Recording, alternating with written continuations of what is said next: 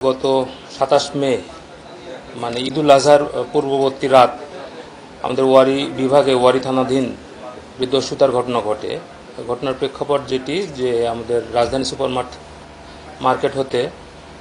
Sananda জুয়েলার্সের proprietor Haripada পাল উনি তার ব্যবসায়িক যে স্বর্ণালঙ্কার এগুলো নিজ বাসায় পরিবহনকালীন ম্যানেজার সহ পথিমধ্যে দস্যুতার শিকার হন।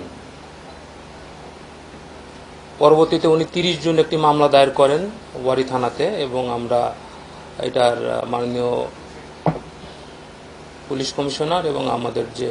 ডিসি ওয়ারী স্যারের নেতৃত্বে এবং দিক নির্দেশনা আমরা এটা তদন্ত শুরু করি এবং গোপন তথ্যের ভিত্তিতে গত ৬ জুন আমরা ইত্তেফাক মোড় থেকে আন্তজেলা ডাকাত চক্রের ৬ জনকে গ্রেপ্তার করি, যার মধ্যে ৩ জন পূর্ববর্তী দস্যুতার সাথে সম্পৃক্ত ছিল বলে তারা স্বীকারোক্তি দিয়েছে এবং তাদের তথ্যমতে আমরা পরবর্তীতে যশোর এবং কেরানীগঞ্জ হতে আফজাল নামক এক ব্যক্তিকে ধৃত করি এবং তার তথ্যমতে আমরা তার মিডিয়া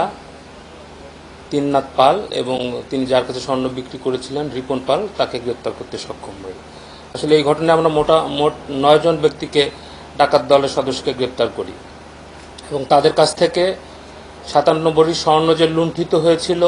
এবং ১,৪৭,০০০ টাকা, তার পরিবর্তে আমরা ১৭ ভরি স্বর্ণ গলিত স্বর্ণ গলিত স্বর্ণ এবং ৬,৮০,০০০ টাকা উদ্ধার করতে সক্ষম হয়। এছাড়া ঘটনার সাথে জড়িত ডাকাতি মামলায় ব্যবহৃত যে মোবাইল, তারপর ডিবি পরিচয় দিয়েছিল তারা, ডিবি পরিচয়ের কোটি, লাঠি, তারপরে মোটরসাইকেল এবং যে তারা মাইক্রোবাসটি ব্যবহার করেছিল সেগুলো আমরা উদ্ধারে সক্ষম হয়েছি। আসলে মামলাটা পুরোটাই আমরা তার যে উদ্ধার ঘটনা শনাক্ত করতে সক্ষম হয়েছি।